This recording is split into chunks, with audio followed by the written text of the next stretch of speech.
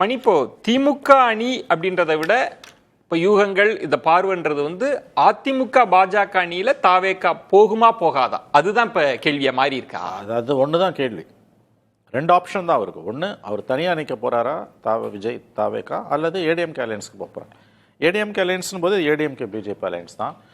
அவர் பிரியன் சொன்னதுக்கு வாய்ப்பு குறைவு, ரொம்ப ரொம்ப குறைவு நான் நம்புகிறேன். அவர் சொன்னார் இப்போ அவர் கம்யூனிஸ்டுகளுக்கு அழைப்பு விடுத்தார், திருமாவுக்கு அழைப்பு விடுத்தார். அது சும்மா ஒரு இது பட்டம் விடுறாங்க, அது பலூனிங். அது வாய்ப்பு இல்லை. நான் நம்புறது ஏடிஎம்கே பிஜேபி அலையன்ஸ் கண்டினியூ ஆகும் தான் நான் நம்புகிறேன். ஓகே. ஏடிஎம்கே இப்போ நவம்பருக்கு பிறகு அவங்க கவனம் இந்த பக்கம் திரும்ப பீகார் எலெக்ஷனுக்கு பிறகு பிஜேபியோட கவனம். ஸோ விஜய்க்கு இருக்கக்கூடிய ஒரே option one and only option ADMK பிஜேபியோட போகிறாரா இல்லை தனியாக நிற்கிறாரா, இதுதான். அப்படி தான் அவர் பிஜேபியிலேருந்து ஏடிஎம்கே பிரிஞ்சு நான் நம்பலை. அதுக்கு வாய்ப்பு குறைவு, ரொம்ப ரொம்ப குறைவுன்னு நான் நம்புகிறேன். ஸோ அப்படி ஒருவேளை அந்த டிசிஷன் அவர் எடுக்கிறாருன்னா அது ரொம்ப பாரதூரமான விளைவுகளை ஏற்படுத்தும் தமிழக அரசியலில். ரொம்ப கண்டிப்பாக உங்களுக்கு ஆட்சி மாற்றமே உறுதி. அந்த மாதிரி ஒரு முடிவு அவர் எடுத்தாருன்னு. அப்படி இல்லை அவர் தனியாக நிற்கிறாருன்னா கண்டிப்பாக அது டிஎம்கே அலையன்ஸ்க்கு அட்வான்டேஜ், அதில் எந்த சந்தேகமான. விஜய் தனியாக நிற்கிறாரு, 4 முனை போட்டினா கண்டிப்பாக திமுக கூட்டணிக்கான வாய்ப்புகள் தான் பிரகாசமாக இருக்கின்றன. மற்றபடி அது பிஜேபியை விட்டுட்டு ஏடிஎம்கே அவங்க விஜயோட போவாங்கன்றதுக்கு எனக்கு தெரிஞ்ச அது வாய்ப்பு ரொம்ப கம்மி. அவங்க ஏடிஎம்கே பிஜேபி அலையன்ஸ் ஒரு ரொம்ப அது ஒரு நிர்பந்தத்தால் தான் எடப்பாடி போய் சேர்ந்தார், அதில் சந்தேகமே கிடையாது. இனிமேல் பிரிஞ்சு வந்தாங்கன்னா அவங்களுக்கு ஒரு நம்பகத்தன்மை இப்போ இருக்கிறத விட இன்னும் மோசமாயிடும். இப்போ இந்த அலையன்ஸே கண்டினியூ பண்ணாங்கன்னா கூட இன்னும் 6 months இருக்குது, அது ஜெல் ஆகிடும். ஏன்னா at the end of the day உங்களுக்கு ஸ்டாலின் வேணுமா வேணாமான்றதான் கேள்வின் போது எல்லாரும் ஒன்றா தான் சேருவாங்க எதிர்த்தரப்பில். ஆகவே அவர் பிஜேபியை விட்டுட்டு வெளியில் வருவார் நான் நம்பலை.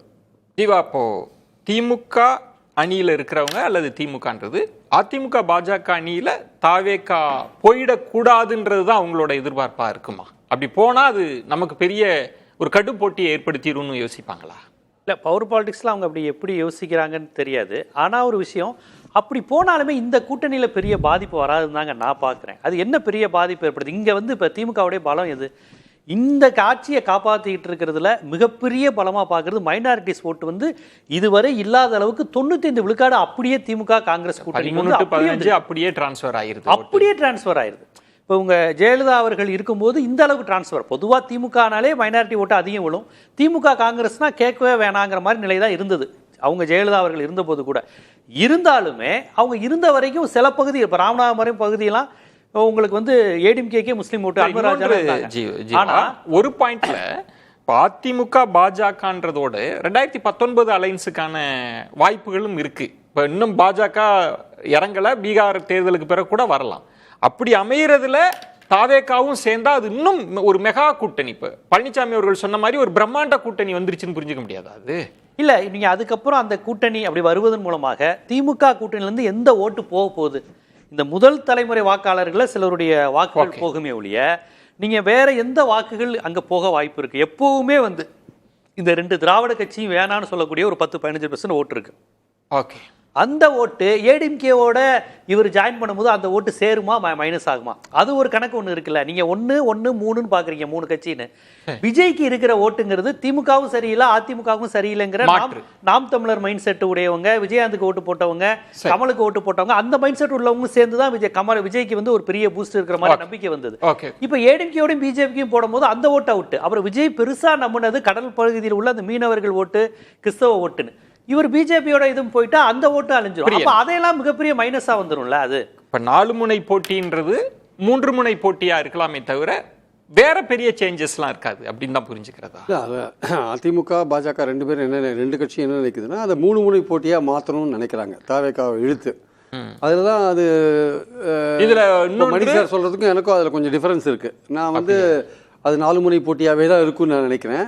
அவர் சொல்றதை பார்த்தா அது 3 முனை போட்டியா மாறதுக்கான வாய்ப்பு இருக்கின்றார். பட் எது எப்படி இருந்தாலுமே இந்த பெர்முடேஷன் காம்பினேஷன் என்ன ஒர்க் பண்ணி பார்த்தாலுமே காங்கிரஸ் இந்த தேர்தலில் வர தேர்தலில் 26 தேர்தலில் திமுக விட்டு போறதுக்கான வாய்ப்புகள் ரொம்ப ரொம்ப குறைவு. போறதுக்கான விஜயை நம்பி போறதுக்கான வாய்ப்புகள் ரொம்ப ரொம்ப குறைவு. அவங்களுக்கு அதை வச்சு தாவேக்கா வச்சு பேர வலிமை கூட உயர்த்த முடியாது, கூட்டிக்கலாமே தவிர அதுவே கூட நீங்க சொல்றதை பார்த்தா ஆப்ஷன் ரொம்ப குறைவா இருக்கே. ராகுல் காந்திக்கும் திமுகவுக்கும் ஸ்டாலின் அவர்களுக்கும் ஒரு நல்ல அண்டர்ஸ்டாண்டிங் இருக்கு.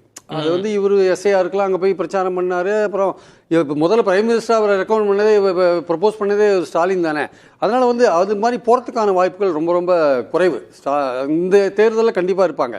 எப்போ வந்து காங்கிரஸ் வந்து இதை விட்டு பிரிஞ்சு போகும் அப்படின்னா தோல்வியை சந்திக்கும் போது தான் அடுத்த கட்டத்தை பற்றி யோசிப்பாங்க.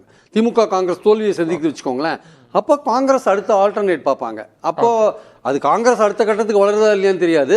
அடுத்த கூட்டணி எங்க போலான்ற ஆப்ஷன் அப்பதான் யோசிப்பேன். முடிவுக்கு தோல்வி வந்தா தான் யோசிப்பேன். ராம்கி, நீங்க முன்பு சொன்ன மாதிரி செல்வ பெருந்தகை பேசியது இந்தியா கூட்டணிக்கு வரணும் அப்படின்னு சொல்லிட்டு அதற்கு பிறகுதான் திமுக தலைமை எல்லாம் முடிவெடுக்குன்றப்ப காங்கிரஸுக்கு ஒரு பார்வை தாவேகா மீது, விஜய் மீது எல்லாம் இருந்தது. இப்போ ஒருவேளை மணி அவர் சார் சொல்ற மாதிரி அது 3 முனையா இருந்தா அது அதிமுக பாஜக அணியில அவர் போற மாதிரி தான் இருக்கும்னா அதை காங்கிரஸ் தனது எதிர்கால நலன் கொண்டு எப்படி யோசிக்கும்? அவங்க வந்து வேறு வழி இல்லாமல் விஜயை எதிர்க்க ஆரம்பிப்பார்கள். அவ்வளவுதான், வேற வழி இல்லை. ஆனா இன்னைக்கு விஜய் வந்து விஜயோட தரப்பு நீங்க எனக்கு அடிப்படையில் அவர் விஜய் வந்து எதற்காக அரசியலுக்கு வந்தா எதற்காக கட்சி வந்து ஆரம்பித்தாருங்கிற ஒரு கிளாரிட்டி இன்னமும் கிடைக்கல எனக்கு. ஒரு விஷயத்துல அவர் திமுக எதிர்ப்பில் இன்று வரைக்கும் இந்த சாயந்தரம் வரைக்கும் அவர் ரொம்ப தீவிரமா இருக்காரு. ரொம்ப கடுமையான திமுக எதிர்ப்பு. ஸோ அதுதான் வந்து இந்த 2026 எலெக்ஷன்லயும் அதான் பிரதானமா வைக்க போறார். ஸோ அப்படி இருக்கும்போது அவருக்கு வேற ஆப்ஷன் கிடையாது. ஒன்று தனியா நிற்கணும், இல்லை இந்த கூட்டணிக்குள்ள வரணும். இப்போ இப்படி வந்தனா நீங்க இந்த எதிர்ப்புங்கிறது மற்ற கட்சிகளை பாதிக்காம நீங்க அவருடைய ஸ்டெப்பை பார்த்துட்டே வருங்க. திமுக எதிர்ப்பு, பாஜக எதிர்ப்பு, இந்த நாமக்கல் கூட்டத்தில் தான் அவர் அண்ணா திமுக எதிர்க்கு. அது சொல்றதுக்கு முன்னாடி என்ன பேசுறாருன்னா, நான் கூட ஏதோ நினைச்சேங்க 2-3 வாரத்து வரைக்கும் நான் வேற மாதிரி நினைச்சேங்க, அப்ப என்ன நமக்கான ஆதரவு கூடிட்டே வருதுங்கும் போது அவருடைய சேனல் அடுத்தடுத்து கட்சிகளை எதிர்த்துட்டே வர்றாரு. ஒருவேளை அண்ணா திமுக எதிர்ப்பையும் கடந்து அடுத்த கட்டமா என்ன நினைச்சிருப்பாருன்னா, அந்த செல்வாக்கு கண்டினியூ ஆயிருந்ததுன்னா கண்டிப்பாக காங்கிரஸை எதிர்த்திருப்பார், கம்யூனிஸ்ட்ல எதிர்த்திருப்பார், எல்லாரையும் எதிர்த்திருப்பார். இப்ப அவருக்கு ஒரு பெரிய பின்னடைவு. இப்ப இதுக்கு மேல இன்னும் வந்து எல்லா கட்சியும் எதிர்க்கிறதுக்கான அந்த இடத்துல அவர் இல்ல. அப்ப அவருக்கு ஆப்ஷன் அதிமுக பாஜக தான். ஆப்ஷன் வேற வழி இல்ல. அப்ப அதனால படிப்படியா திரும்ப ரிவர்ஸ் போற மாதிரி திரும்ப. ஆனா கண்டிப்பாக திமுக எதிர்ப்பில் உறுதியா இருப்பார். அதுதான் அவருடைய அரசியல் பாதையின் தோற்றம். ஒருவேளை அப்படி போனா காங்கிரஸ்க்கு வேற ஆப்ஷன் இல்ல, விஜய் விமர்சிச்சு தான் ஆகணும், ஆகணும்.